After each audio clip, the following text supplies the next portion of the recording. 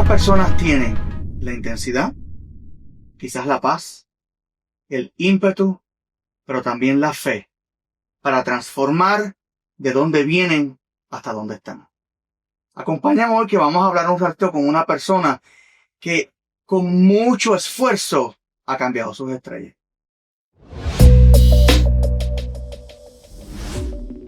Carol Batista, bienvenida a Yes to Hope. Gracias. Como te dije ahorita, esto es una conversación entre nosotros, que lo que queremos es hablar un poquito de tu proceso, de las cosas que has pasado. ¿Okay? Para que la gente te conozca, para que la gente entienda quién es Carol, háblame de tu niñez. Mi niñez, bueno, ¿qué te puedo decir? Yo vengo de un pueblo pequeño, una provincia de San Juan de la Maguana, en República Dominicana. Uno de esos pueblos en los que todo el mundo se conoce, Y los chismes corren. en los que todo se sabe. Sí. Pero un pueblo muy, muy alegre, un pueblo muy activo y un pueblo muy como a la vanguardia. Okay. No es algo... Defíneme eso a la vanguardia. Tiene muchos jóvenes. Okay. Siempre ha tenido muchos jóvenes. Y te puedo decir que los jóvenes de allá siempre se han mantenido muy activos con nuevas tecnologías, Okay. con aprendiendo. Entonces, a mí me parece que a pesar de ser un pueblo pequeño, también es un pueblo muy innovador y obviamente muy especial, pero cualquiera que sea de su pueblo natal. El pueblo es especial. Exactamente. ¿Y tus padres, tu madre, cómo fue esa relación, cómo fue ese proceso? Bien, mi madre es una persona, ya tú sabes, mamá luchona, sí, luchadora. Desde que tengo uso de razón, siempre he estado trabajando en días feriados, en holidays. No había día libre. ¿En qué trabajaba ella? Mi mamá siempre le ha gustado vender ropa. Tenía Okay. su tienda, iba a diferentes pueblos y hacía eso. Pero te digo, no había holiday. Ella 24 de diciembre estaba trabajando, 25, año nuevo, ella estaba trabajando. ¿Y ustedes eran parte de las ventas o...? Sí, de vez en cuando, sí. Cuando teníamos tiempo, por cuestiones de la escuela y cosas así, siempre estábamos con ella, ayudándolas. Okay. ¿Y papá? Mi papá vivía aquí, en los Estados Unidos, por muchos años. Entonces, él iba allá como anual. Y él sí estaba involucrado, pero obviamente como mi mamá era la que estaba ahí presente, ella estaba más involucrada, obviamente. Sí, que la que se fajaba también con las tareas, con ir a visitar a los maestros cuando las cosas no estaban yendo bien, sí. Era mamá. Pero no conmigo, porque yo nunca tuve problemas con tareas. Llamamos a la vieja y le preguntamos. Puede llamar. Bueno, ella dice que no, ella dice que sí, ella revisaba tareas, pero como, a mí yo nunca me acuerdo que tú tuvieras que revisar una tarea, porque yo mi tarea la hacía sin tener que preguntarle a nadie, ni sin tener que alguien me recordara la tarea. Ya eso estaba hecho. Sí, que para ti siempre lo que era la escuela, ese proceso era importante y tú te hacías cargo de eso. Sí, era como, bueno, lo que uno le dice ahora mismo a los niños, ese es tu único trabajo. Sí. Entonces a eso te tienes que dedicar. Y eso era lo que yo hacía. Hay algo que yo entiendo que es importante que la gente vea, escuche. Porque a veces pensamos que todos los demás nacen con la cuchara en la boca. ¿Cómo era la vida económica de ustedes en ese momento? Te puedo decir que era carente. Nunca nos faltó nada, porque como te digo, mi mamá ahí siempre, esa comida estaba segura. Pero no había lujos, no había como mucha diversidad en lo que se compraba, en lo que se comía. Okay. Entonces, sí, era carente, pero te puedo decir que nunca nada nos faltó, gracias a Dios. ¿En dónde estudiaste? Bueno, allá, en el pueblo, la secundaria y primaria, todo eso. En una escuela pública. Pues fíjate que mi mamá siempre quiso, por lo menos, que yo tuviera la mejor educación. Y con el sacrificio, un sacrificio enorme, yo siempre estudié, por ejemplo, en colegio. Okay. Pero te digo, un sacrificio enorme. ¿Y tu hermana también? Y se logró. Mis hermanos, bueno, obviamente, yo tengo 3 hermanos. Okay. Hay 2 que son mayores que yo y hay uno pequeño. Y yo digo que la etapa que ellos vivieron es una etapa diferente a la que viví, por ejemplo, yo y mi hermano menor. Okay. Había todavía más carencias. Okay. Entonces, ellos sí fueron a escuelas públicas. ¿Los mayores? Los mayores, sí. ¿Tú hablas inglés? Sí. ¿Y cómo tú aprendiste a hablar inglés? De forma empírica y viendo series. Explícame la palabra empírica en español, por favor, para que la gente esté clara. Yo quiero que... Eso es self-taught, cuando tú mismo te enseñas, cuando Ahora, tú estás o aprendiendo de tu ambiente. Yo prácticamente, yo vivía, y todo lo que yo veía era en inglés. La música que yo escuchaba era en inglés. ¿y por qué? ¿Qué era? Yo siempre me sentí más conectada con, o sea, no más conectada, sino que tenía como también una conexión con ese idioma. Ok. Y al punto de que yo lo aprendí totalmente así. Y ya cuando llegué, por ejemplo, a cierto, ya tenía como un par de años que, ok, ya yo lo sé escuchar, lo sé entender, puedo hablar, déjame aprender a escribirlo. Ok. Entonces, Pero eso fue algo intrínseco tuyo. Tú fuiste la que te pusiste a hacer esa vaina. es que yo creo que ni siquiera lo estaba haciendo como conscientemente. Simplemente las cosas que a mí me gustaban estaban en inglés. ¿Y en ese momento era porque tú pensabas venir para Estados Unidos? No, claro que no. Yo jamás pensé que En tus planes no estaba eso. Yo sé que te dije en parte de la conversación que después de haber leído bastante de tu vida, yo veo tres momentos en tu historia.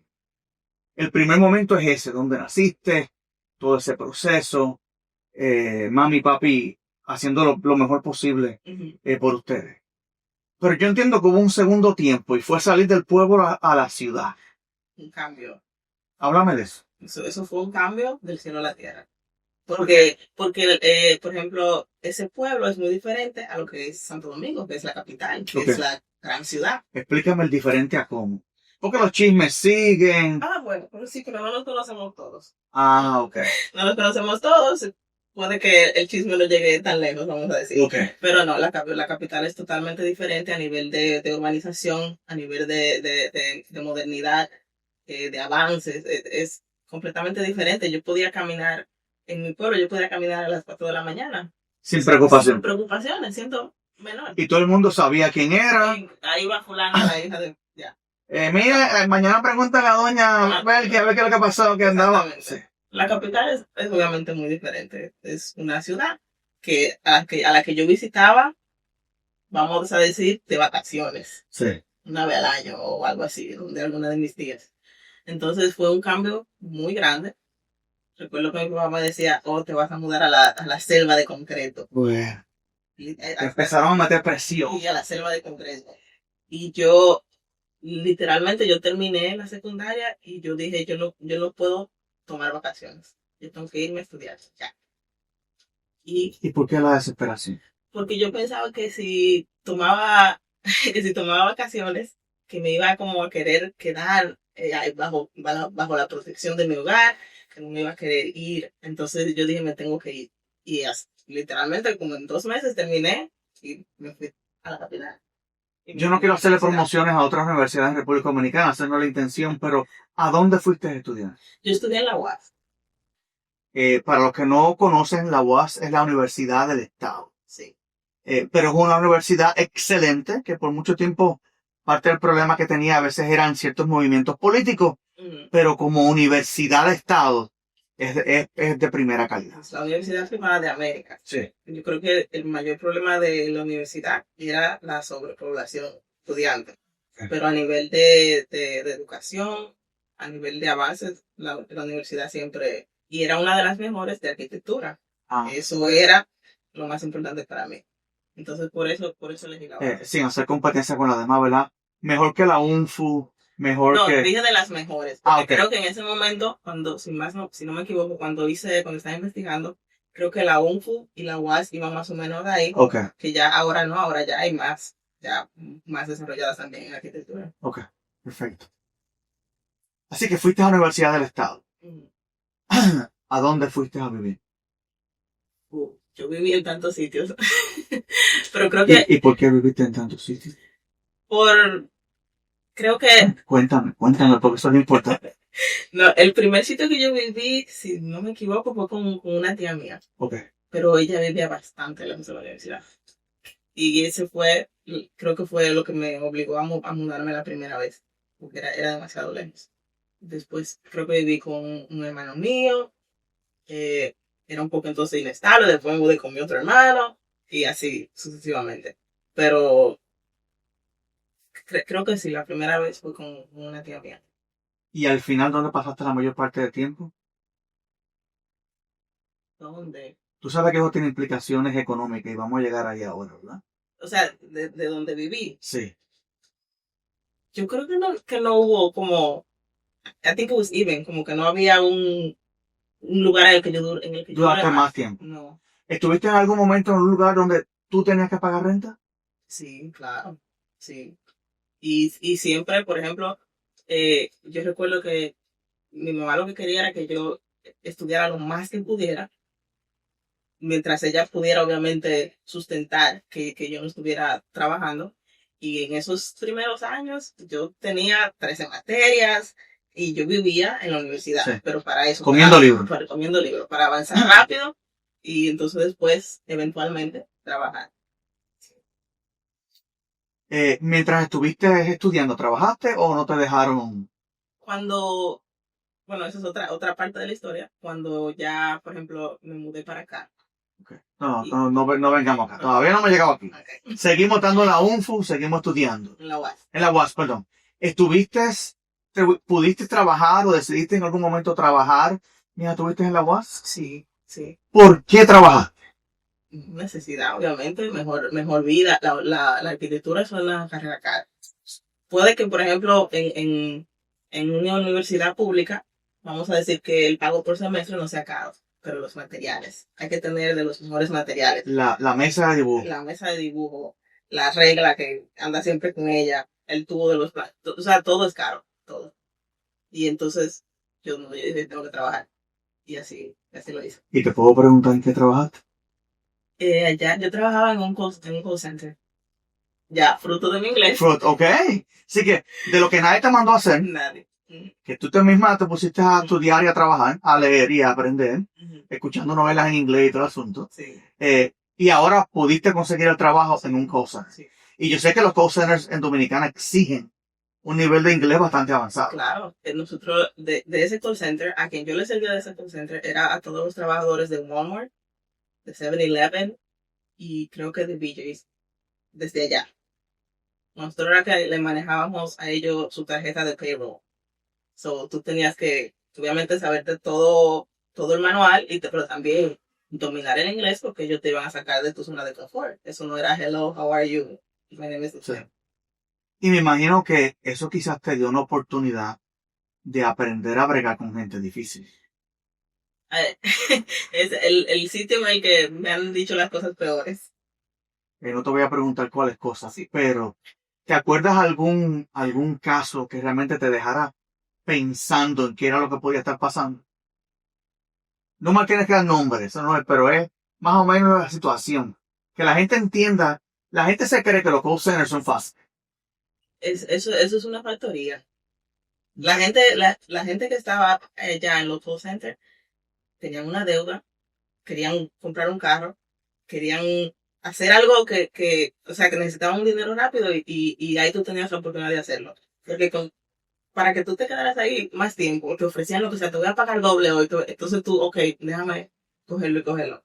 Y te digo, es una factoría. Pero tú lo utilizaste como un medio para poder sufragar Ujú. las reglas, los pinceles que usaban, los lápices de colores. Y, sí, yo más o menos en una ocasión me tocó Ujú. ver cómo era el asunto. ¿Qué te enseñó el call center? El concepto me enseñó a tener mucha paciencia. Pues tú tienes que tener paciencia. Si una persona it's like venting, te está reclamando algo, tú no puedes estar interrumpiendo nada. Tú tienes Ni que ser justificado paciente. tampoco. Nada. So es muy bien, we're gonna help you with that. You know. Aguantar ahí. Tú tienes otra personalidad. Tú desarrollas otra personalidad.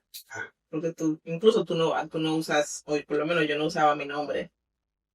Ajá. Tú te ponías Te ponen un apodo. un apodo. Okay. Y entonces así tú lidiabas con lo Ya que saben, cuando llamen a los call centers no le crean, no sí, cuenten. no. No. Te gradúas, ¿qué haces después? Bueno, no sé si quiere que saltemos a cuando ya vine para acá, porque yo no me gradué antes de venir para acá. Oh, entonces tú viniste acá primero. Sí. Y después, ¡ah! Buen chisme. ¿Por qué viniste para acá antes de graduarte? Mira lo que sucedió. No sé cómo se mueve eso de papeles de residencia, de nada de eso, pero sí yo había escuchado, tus papeles están en proceso. Pero nunca le diste mente. Nunca, o sea, nunca. Yo no tenía eso en mi mente. Tú no eras lo que andaba llamando toda la semana, papi, ya. Es que yo ni me acordaba. Cuando me faltaba un año para terminar la carrera, un año, en una carrera en la que yo estaba de sol a sol, me dicen, oh, que tú tienes que ir. Y tengo que ir, ¿cómo que me tengo que ir? ¿Para dónde? Y yo no me voy para ningún lado, porque yo tengo aquí 4 años estudiando y yo tengo que terminar esta carrera. Okay. Eso fue mi primer pensamiento. Pero obviamente ya te convencen y te dicen, que hay mejor vida, que esto, que aquello. Y entonces yo vine, pero yo siempre dije, yo vuelvo a terminar. Yo no puedo empezar esto. Y obviamente es algo que me gusta y no puedo, es como tanto esfuerzo y entonces Y dejarlo tirado. Dejarlo tirado. Sí, no. Entonces yo hice eso, yo vine ¿Cuánto tiempo estuviste aquí antes de volver? 6 meses, que era lo que había que dar. La ley requería para entonces pedir el permiso y regresar. Y regresar.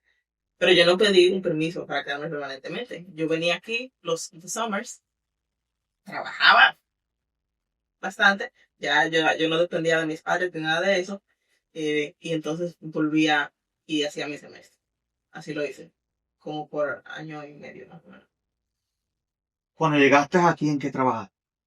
Porque me parece a mí que tú no eres la que te va a quedar en tu casa para que te vayan a llevar la cucharita con comida. La ansiedad. No, pues mi primer trabajo aquí, yo trabajaba era como era un negocio judíos, los dueños eran judíos. Yo me acuerdo que nosotros fuimos a una agencia de trabajo, que aquí se usa mucho eso. Tú fuiste a una agencia de trabajo y ahí ellos me buscaron ese trabajo. Obviamente ellos te buscan los trabajos que nadie más quiere hacer. quiere hacer y que nadie más va a hacer, especialmente si ya tú conoces el sistema, si ya tú te mueves bien aquí. Pero imagínate, no sabía yo ni coger un bus aquí. Entonces, tomé ese trabajo que quedaba en la última estación que llega el tren de Brooklyn. En la última. Padre celestial. O sea, una cosa, tú sin saber ni siquiera moverte en la ciudad de nada de eso. Sí. Era una fábrica como judía. Ellos fabricaban, creo que como comida judía. Ok.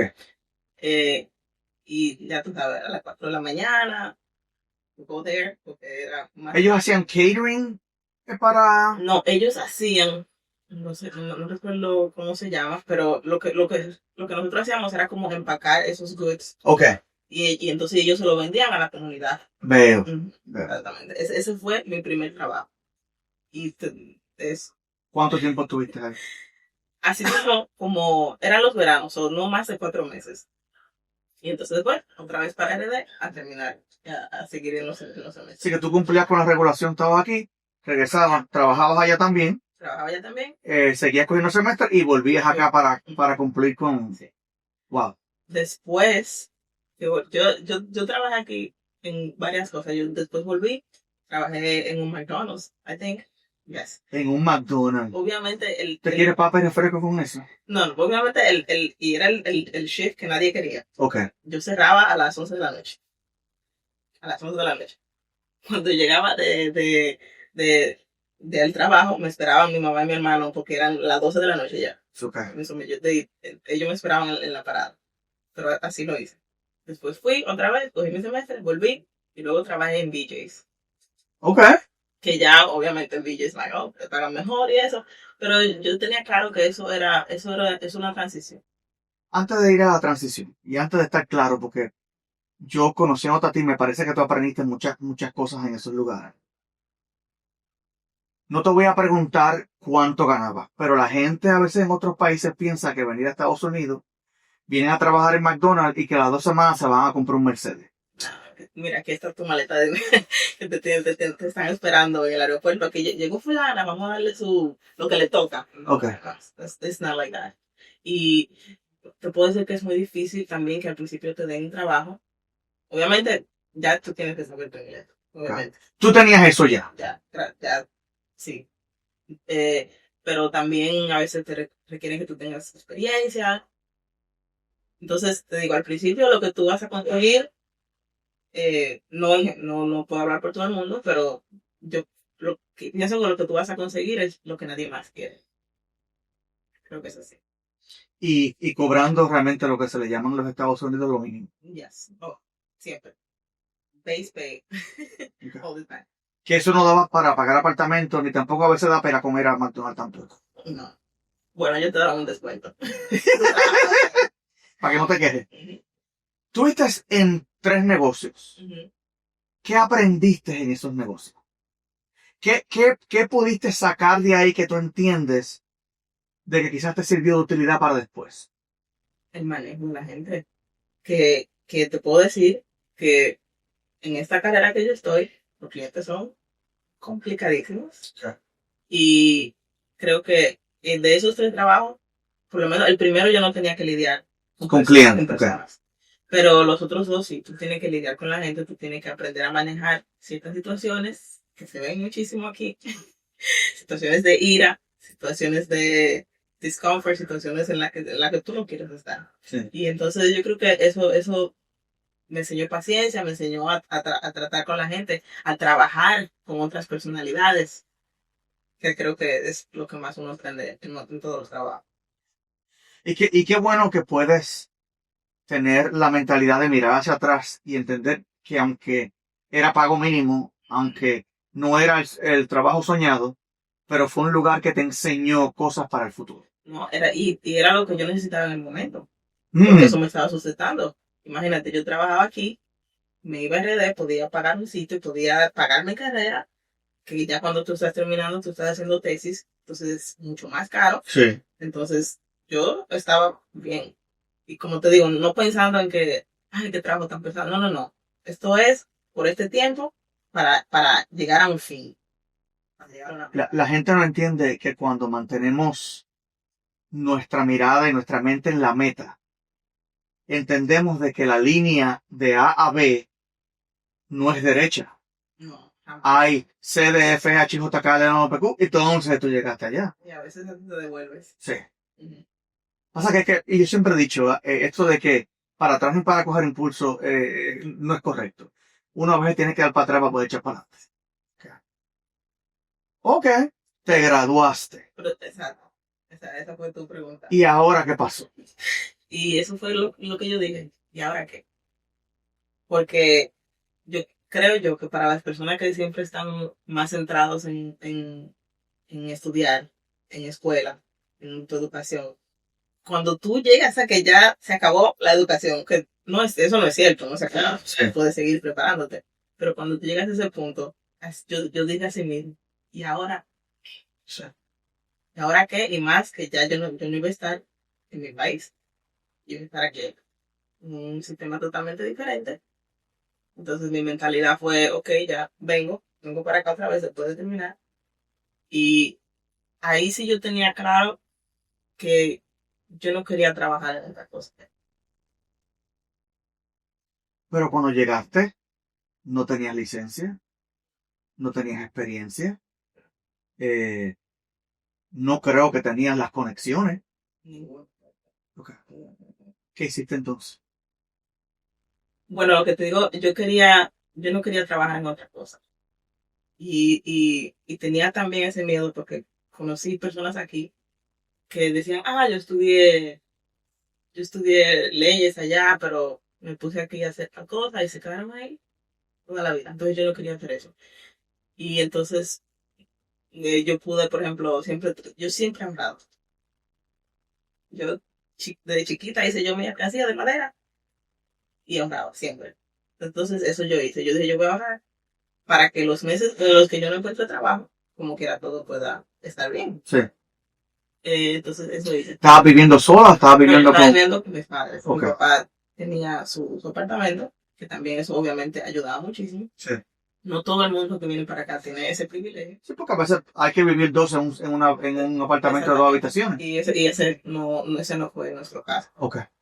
Entonces, yo creo que yo duré buscando trabajo intensamente. O sea, te digo intensamente, eso era Todos los días enviando correos. aplicando. ¿Tú te acuerdas cuántos correos llegaste a enviar? No, pero imagínate uno diario por 4 meses, es mucho. Ok. Así que enviaste más de 300 aplicaciones. Pero más de uno, porque yo no enviaba uno al día. Ok. Y también era difícil, por ejemplo, ok, pero ¿en qué aplico? ¿En qué? Esta es una carrera que tiene muchas áreas. Y eso es de beneficio para los que son profesionales. Porque tú puedes ir a muchísimas áreas. Tú no tienes que dedicarte solamente a irte por una línea. Okay. Que fue lo que yo hice. Entonces, duré como 4 meses dando trabajo y llegué a ir a entrevistas. Y el problema principal de las entrevistas era la experiencia. Tú vienes de una universidad que no está aquí, sin experiencia aquí. Sí. Y yo lo entendía, eso es un riesgo para los empleadores. Eso es un riesgo para ellos. Ellos no saben si hasta el sistema es diferente. Allá nosotros usamos metro, Sí. aquí son pies pulgadas, que obviamente yo no sabía, no sabía eso. Yo tuve que aprender todo eso aquí. Okay. Un sistema totalmente nuevo. Hasta que después ya encontré un trabajo. Obviamente, tú empiezas súper bajito. Sí. Súper bajito. ¿Qué es súper bajito? Como 30,000 al año, algo así. Y los empleadores eso lo saben. Ellos lo saben. Y déjame hacer un paréntesis.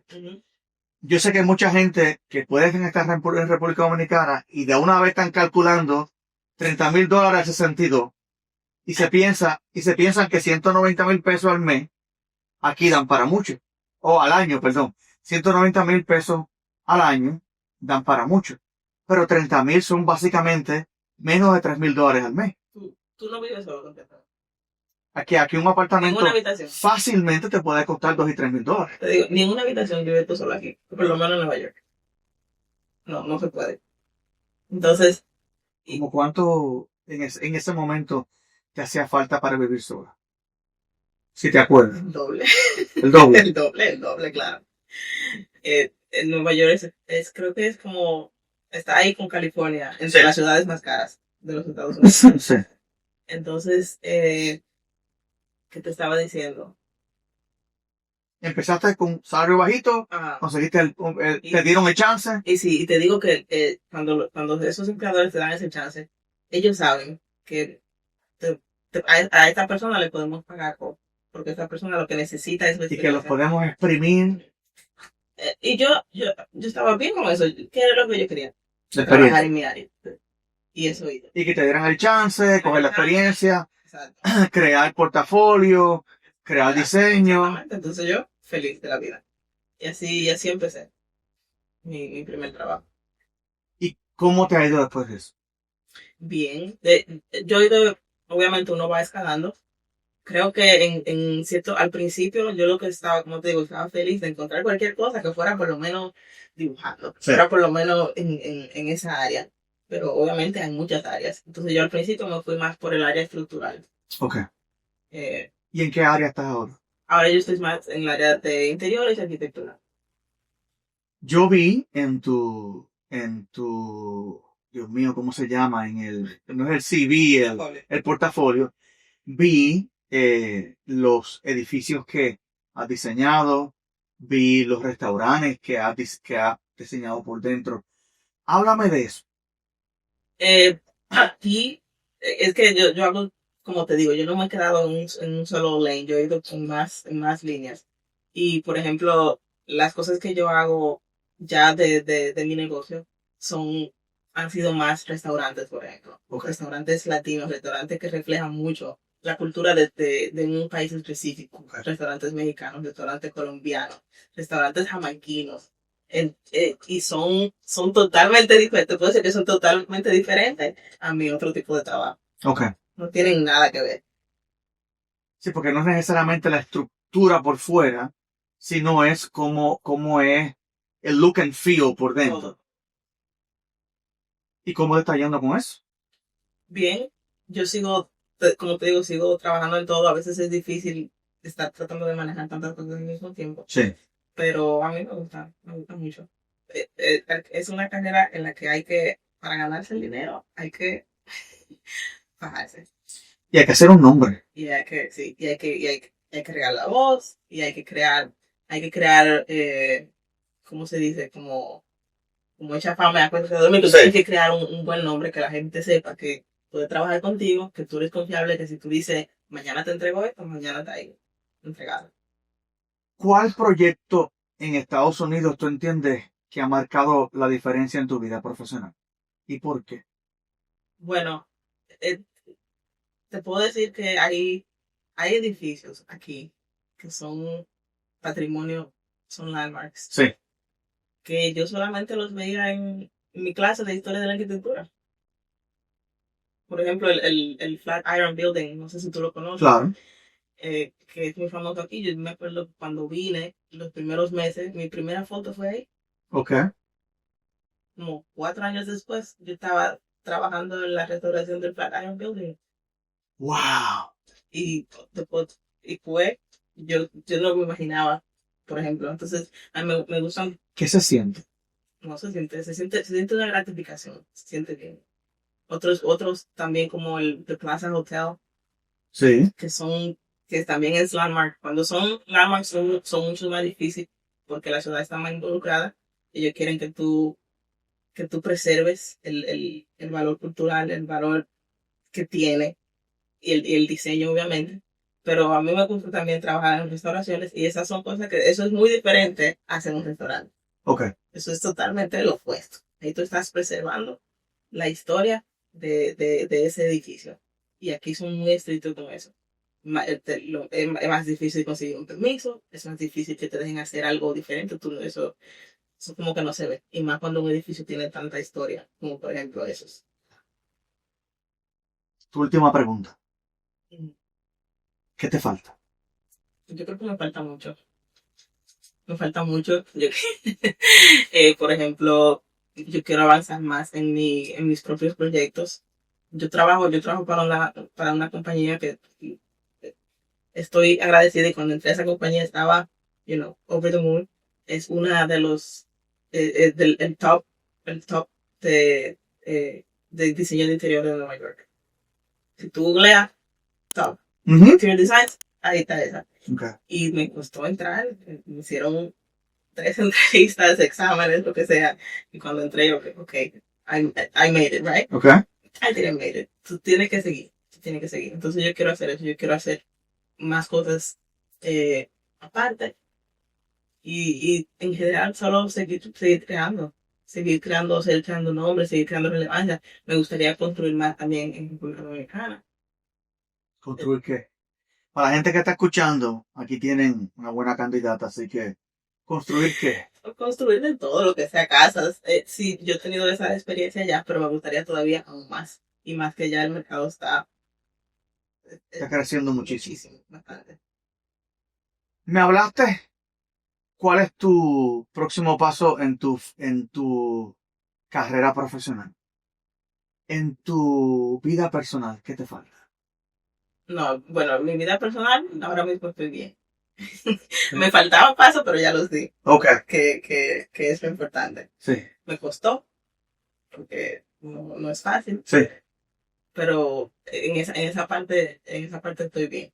En lo profesional yo creo que sí, que se puede avanzar mucho más, como te digo, crear más cosas bajo mi propio, porque sea como sea, tú eres parte de un equipo.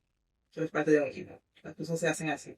Pero me gustaría más crear cosas bajo mi propia compañía. Okay.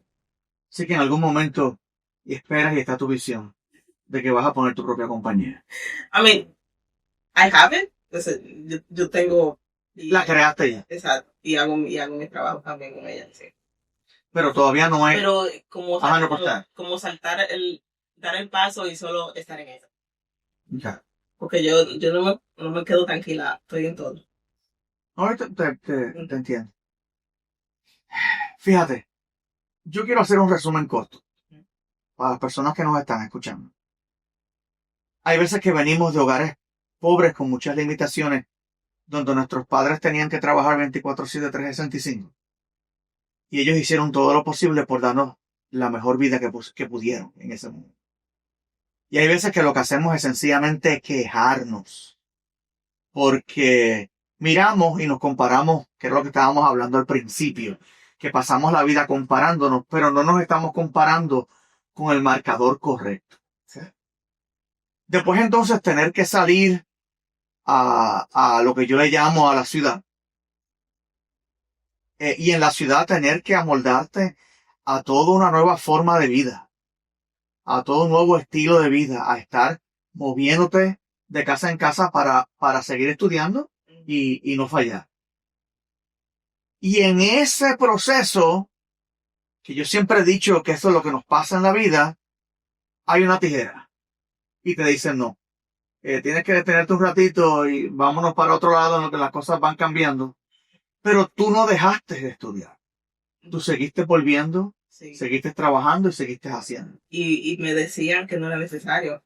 La gente me decía que no era necesario. La gente me decía que para qué yo iba a volver si yo no iba a poder trabajar aquí en lo que yo estaba estudiando.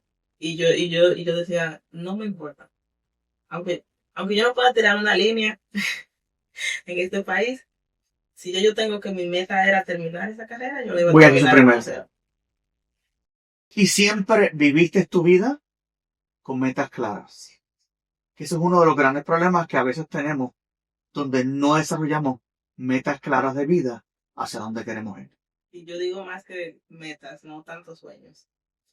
Los sueños pueden ser intangibles, sí, pero una meta clara y cómo llego a ella me resulta mejor. Lo que pasa es que acción sin meta es un nightmare y meta sin acciones es un sueño.